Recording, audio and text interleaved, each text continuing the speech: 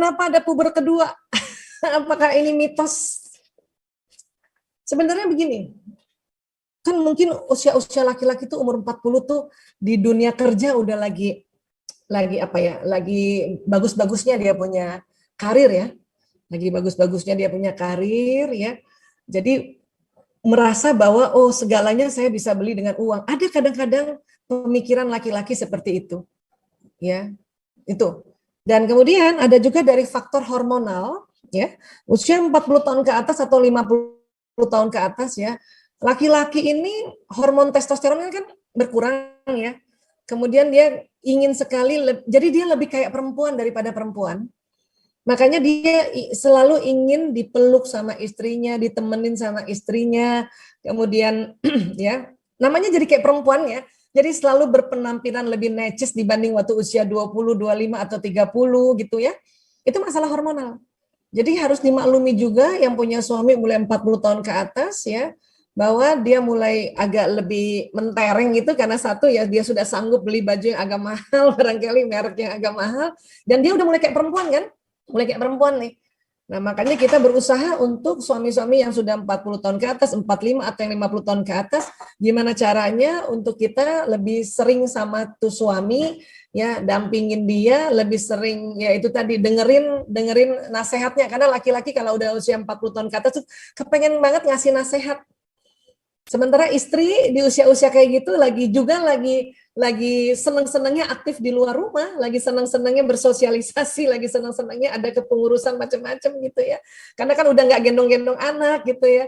Nah, jadi satu kepengen ditemenin terus, satu kepengen lagi mandiri-mandirinya gitu. Itu makanya nggak ketemu, ya nggak ketemu dan akhirnya ya tanpa ya itu tadi ya sebetulnya di secara bawah sadar ya, dan kemudian ada fenomena pelakor yang begitu maraknya gitu ya, makanya mulailah si pelakor-pelakor ini menggunakan cara perempuan sebetulnya ya, cara perempuan, suaranya yang manja-manja, suaranya yang merasa butuh dikasihani ya, itu akhirnya si laki-laki itu karena melihat istrinya, oh istri saya lagi nggak butuh saya, istri saya sangat mandiri, istri saya yang sedang banyaknya bersosialisasi di luar, dia nggak butuh saya, akhirnya bisa kena sama pelakor itu gitu ya. Jadi sekali lagi kalau disebut mitos, ada yang bilang mitos, tapi kalau menurut saya itu karena fase hormonal dan juga fase lingkungan yang saat itu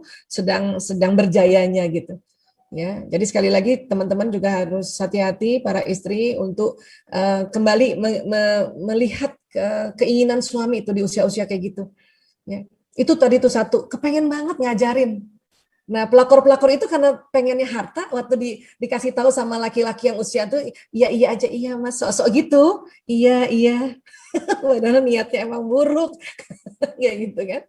Ya, coba kita yang seperti itu kalau dikasih tahu suami, iya iya iya iya iya, pokoknya iya aja terus, walaupun dalam hati udah tahu, gue udah ngerti, kadang-kadang begitu ya kita ibu-ibu ya.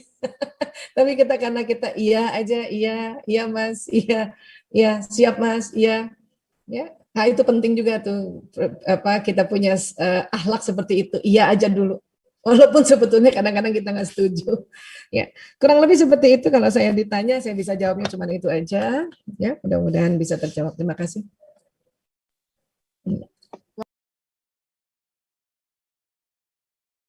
Baik, kemudian pelecehan dari bapak mertua ini berat ya, berat banget ya. Memang kadang-kadang kita sering lihat baik di sinetron, tapi ternyata ada ya. Duh, ya. Nah, ini satu-satunya hanya bisa bicara sama suami memang, dan keputusan itu ada di suami. Kalau suami rupanya masih pro sama orang tuanya, kita juga nggak bisa kotak-katik gitu. Kita nggak usah kotak-katik. Nah, ini harus juga sudah dibicarakan, ranahnya bukan hanya di istri saja, yang karena kalau istri saja yang ngomong ini nanti bahaya. Ya, kita yang terinjak-injak gitu. Karena ini kan kasusnya udah cukup parah ya. Nah, tapi itu tadi sekali lagi ya, inilah mungkin salah satu juga mengapa diminta kita kalau kita sudah berumah tangga hidup mandiri ya, salah satunya dikhawatirkan seperti ini ya, salah satunya itu. Tapi kalau ini sudah kejadian dan saya nggak tahu ya pelecehan seksualnya sampai apa, apakah hanya dipegang-pegang saja atau sampai hubungan intim, ya kan tidak ada informasinya ya. Tapi kalau sudah dipegang-pegang saja itu harus, dan sudah dilapor dan suami yang memutuskan. Karena ini harus suami memutuskan. Tapi saya yakin juga suami sakit kepala ini sebetulnya. Ya. Suami yang bapaknya begini sakit kepala ini. Ya, dia juga bingung mau gimana. Dia juga bingung. Jadi menurut saya kasih waktu untuk dia bagaimana istri, termasuk juga selain nafkah tadi ya pelindung dari hal-hal seperti ini gitu.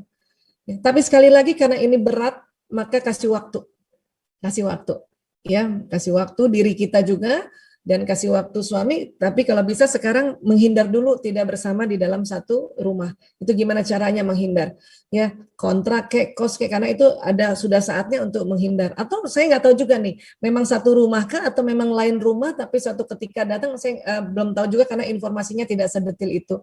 Tapi sekali lagi karena ini berat dan suami juga mungkin mau pecah kepalanya itu gara-gara urusan ini, maka kasih waktu. Ya, kasih waktu. Banyak istighfar ya.